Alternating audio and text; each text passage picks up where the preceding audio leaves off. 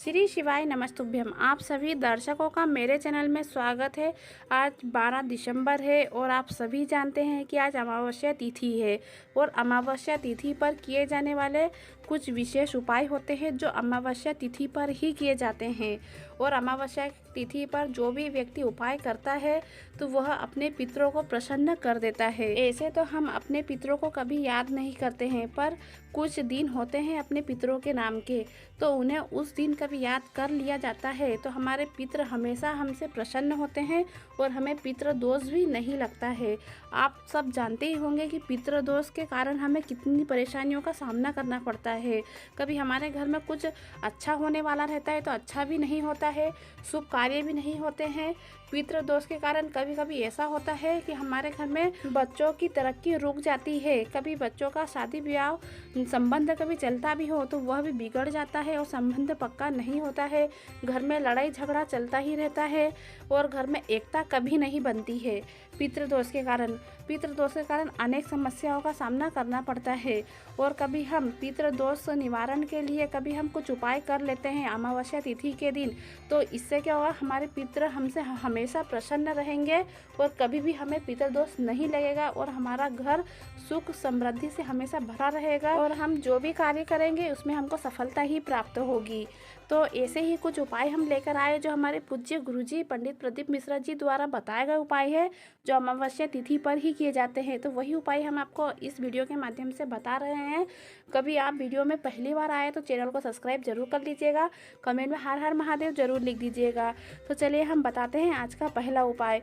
अमावस्या के दिन आपको अपने घर की जो पहली रोटी बनती है तो पहली रोटी में थोड़ा सा घी और उसके ऊपर गुड़ रखकर गौ माता को खिला दीजिए और फिर खिलाने के बाद में आपको थोड़ा सा पानी भी उन्हें पिला देना है।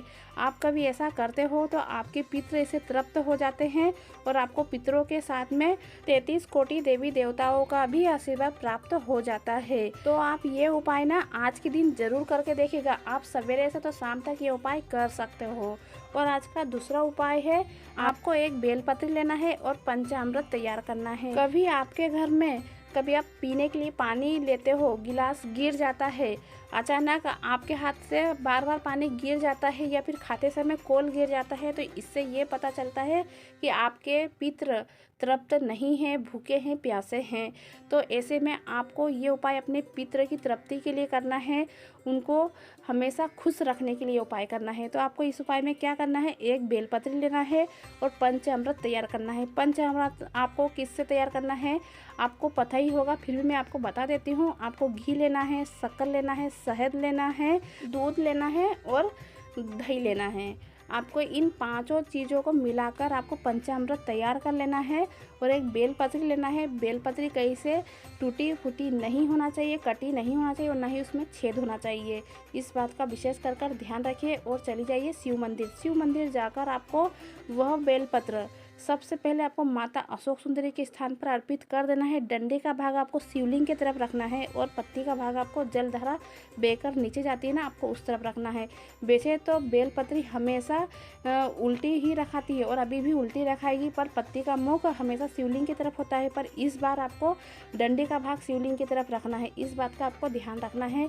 और फिर आपको उस बेलपत्री के ऊपर आपको थोड़ा सा पंचामृत अर्पित करना है अपना नाम और गोत्र बोलते हुए। फिर उसके बाद में पूरा पंचामृत आपको भोलेनाथ के ऊपर अर्पित कर देना है श्री शिवाय नमस्तुभ्यम का मंत्र बोलते हुए और अपना नाम और गोत्र बोलते हुए।